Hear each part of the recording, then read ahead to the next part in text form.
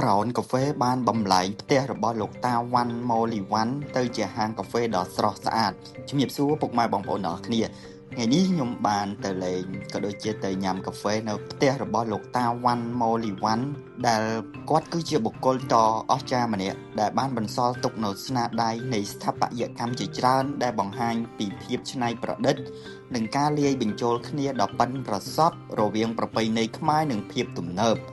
ថ្ងៃនេះខ្ញុំពិតជាមានអារម្មណ៍ថាសប្បាយចិត្តជាខ្លាំងមែនទែនបងប្អូនទាំងអស់គ្នាដែលបានមកញ៉ាំកាហ្វេនៅទីនេះហើយ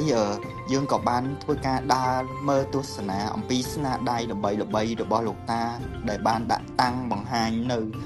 ជាន់ទី2ផងដែរបងប្អូនទាំងអស់គ្នាហើយសម្រាប់ជាន់ទី1គឺគេមានការបើកលក់កាហ្វេហើយសម្រាប់ស្នាដៃធំរបស់លោកតាដែលយើងអាចបានដឹងក៏ដូចជាបងប្អូនទាំងអស់គ្នាប្រកាសជាស្គាល់យ៉ាងច្បាស់ហើយសាកលវិទ្យាល័យភូមិន្ទភ្នំពេញវិមានឯករាជ្យពហុកលាដ្ឋានជាតិស្ថានីយ៍រថភ្លើងភ្នំពេញហើយនឹងមានជាច្រើនទៀតបងប្អូនទាំងអស់គ្នាដែលមិនអាចរៀបរាប់អស់បានច្រើនពួកវីដេអូខ្ញុំធ្វើខ្លីអញ្ចឹងណាបងប្អូនទាំងអស់គ្នា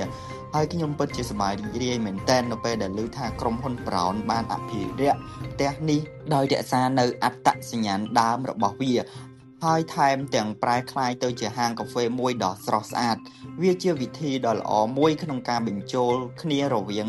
ការអភិរក្សបេតិកភណ្ឌនិងការបង្កើតបទពិសោធន៍ថ្មីសម្រាប់ភ្ញៀវទេសចរជាពិសេសអ្នកដែលស្រឡាញ់កាហ្វេសិល្បៈនិងការថតរូបតែម្ដង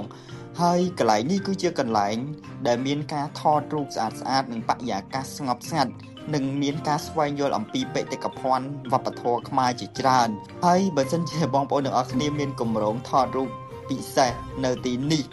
ឬក៏គ្រាន់តែរីករាយបរិយាកាសនិងស្វែងយល់អំពីប្រវត្តិសាស្ត្រស្ថាបត្យកម្មខ្មែរហើយសម្រាប់ទីតាំងបងប្អូនទាំងអស់គ្នាគឺនៅស្ថិតនៅផ្លូវម៉ៅសេតុនក្នុងសង្កាត់ទួលស្វាយព្រៃ1ខណ្ឌបឹងកេងកងរាជធានីភ្នំពេញនៅជិតស្ថានទូតចិនណាបងប្អូន